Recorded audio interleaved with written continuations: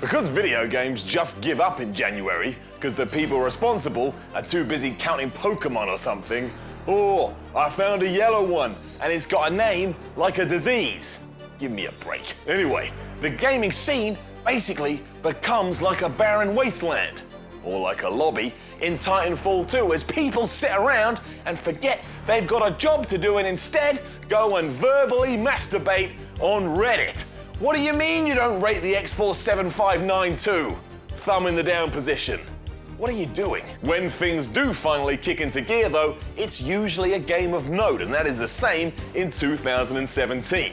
Laying down the gauntlet this year is Resident Evil 7, a game that is designed to scare you, because you've obviously become too used to looking at yourself in the mirror. What a zing. But what is a Resident Evil? And why should you care? Well, that's why I'm here, and welcome to the Miller Report.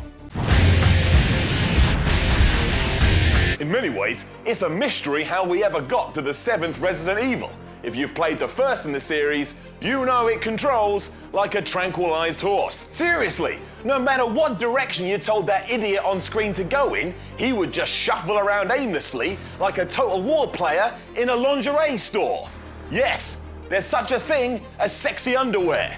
Get over it. How that was ever deemed forgivable is beyond me. If I push up and the guy walks diagonally right, I am allowed to pick up my controller and throw it through the screen and then ring the company that makes that screen and demand a new one. The situation is so bad that it's justified. It would be like if I punched Randy Pitchford in the face. No court's gonna convict me of that. He deserved it. It got worse too because everybody freaked out that a dog jumped through a window. What? You're getting scared about something who gets its kicks out of running around after a ball? What do you do when you go into a park? Just curl up next to the tree and start rocking back and forth. Because oh no, it's a dog. Far from being iconic, this is just proof of poor ownership. At this point, Resident Evil should have shifted gears and allowed you to treat this wounded animal. That's not what happened. Instead, you took 72 years wrestling with the controls and then you shot that dog in the face. What have you become? What would your inner child say about you now, dog killer? You're a bad person. The real issue here, naturally, is the name of the game. Resident Evil. That is so ridiculous, I don't even know where to start. It sounds like a child's cartoon show. Come and join Anne and Davey as they walk through the spooky halls of a ghost house where the residents are most definitely evil. Cue terrible jingle. If that wasn't bad enough, in Japan it's called Biohazard. That name is so much better, when I said it just then, I actually felt a bit sick in my stomach. Biohazard sounds aggressive.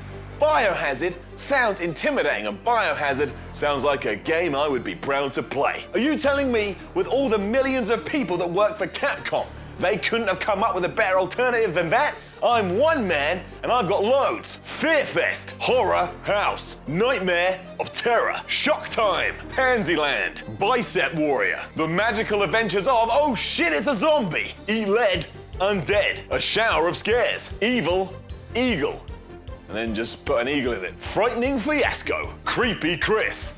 Actually, no, don't call it that. Don't call it Creepy Chris. That gives it a whole other meaning entirely. But my point still stands. Actually, you know what? I'm gonna call Capcom right now. Hello, Capcom, how can I help you? Listen, moron. What were you smoking when you decided to call Biohazard Resident Evil? Where do you get off? Well, excuse me, sir. No, don't call me sir. You don't know me. Hello?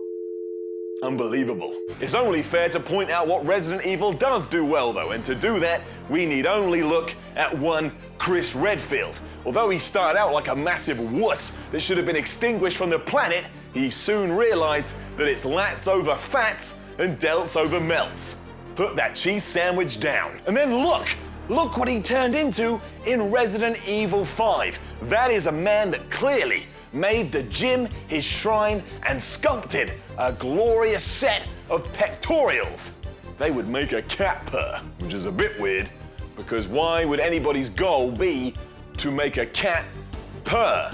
I mean, we'd have to go through a whole process where we establish that if you make a cat purr, that is a recognition of you being muscular. And I think that's gonna take a lot of work, and to be honest, between you and I just don't think it's worth it. It got better as well, because at the end of Resident Evil 5, Redfield gets obstructed by a boulder. Now, I respect boulders because they get in people's way and don't do what you tell them to do. So they're basically Valve. But when there's a tricep, there's a way. To get to where he needs to be, Chris just beats the shit out of this boulder until he smashes it into 1,000 pieces.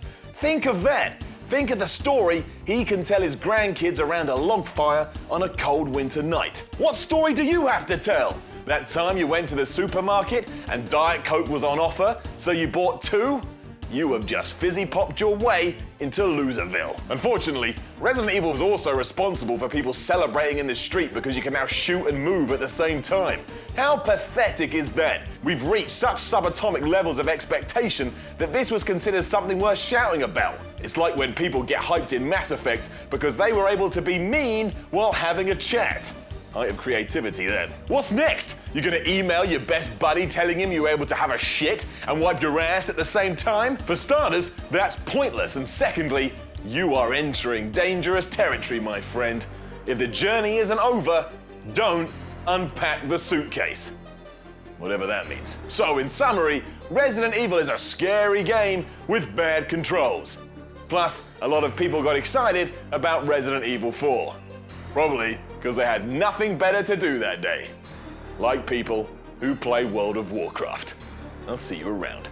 Now I know you enjoyed that, so why don't you give a little something back to PCGamesN and subscribe to the channel, like the video, comment on the video, and then go share it on your social network of choice.